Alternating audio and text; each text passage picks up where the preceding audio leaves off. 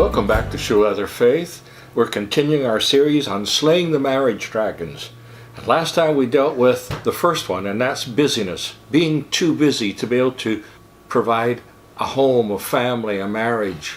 And we talked about the various reasons that busyness intersects with our family life. Let's go to the second dragon that we're going to slay today, and that's little neglects. The Bible talks about them as little foxes.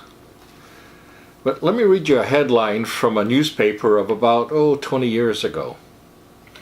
It says, "Swarm of killer gnats overwhelms unwary couple." Now you and I both know that gnats are not a problem when they come one at a time. Like little foxes, swarms of gnats will overwhelm you. In Song of Solomon, chapter 2, verse 15 is a key verse, and if you're a married couple, you ought to memorize this verse. "Catches the foxes. The little foxes that spoil the vines, for our vines have tender grapes."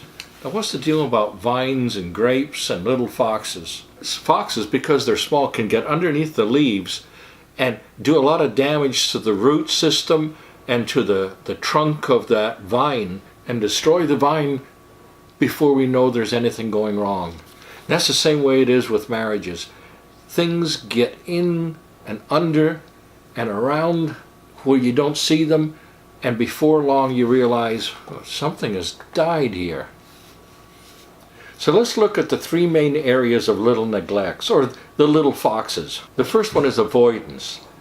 Avoidance neglects to confront little problems, negative attitudes, or relational ruts until they have grown so large they are quenching love and respect.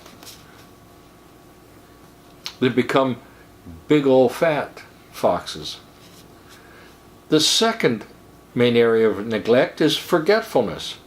Forgetfulness neglects the small bonding behaviors that help love grow, that help love remain exciting. A flower, a breakfast in bedtime, doing the laundry together, being nice when you feel irritable, all those things. The third of these main areas of little foxes is nitpicking. It's the opposite of forgetfulness. Nitpicking neglects to overlook the unimportant flaws in the other person. Unintentional slights, minor slip-ups that occur in all companionships. So those are three main areas of little neglects. Avoidance of dealing with a problem, forgetfulness, in other words, not thinking about the other person much, and then nitpicking, thinking about the other person too much. Well, how do you help that? Well, creative caring avoids little neglects. Creative caring is an appropriate synonym for love. Love unites two people together in three basic ways. There's sexual love, a playful, exciting bonding. Your mate is your lover. The second is companionship. Everybody needs a companion, a friend. Companionship is both a feeling and a choice, with laughter, warm sharing, and support. Your mate should be your friend. And then there's genuine love. This love is a deliberate act of the will, up here in the frontal lobes, to unconditionally accept and nurture a mate, to be committed to his or her physical, emotional, mental, and spiritual well-being. Your mate is your strength and support in life, and you are your mate's strength and support in life. Why do we fail in this? Well, there's three reasons I have, and you can add to your own list.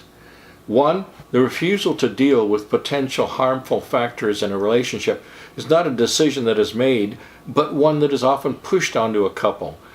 Three pressures cause us to neglect dealing with these problems.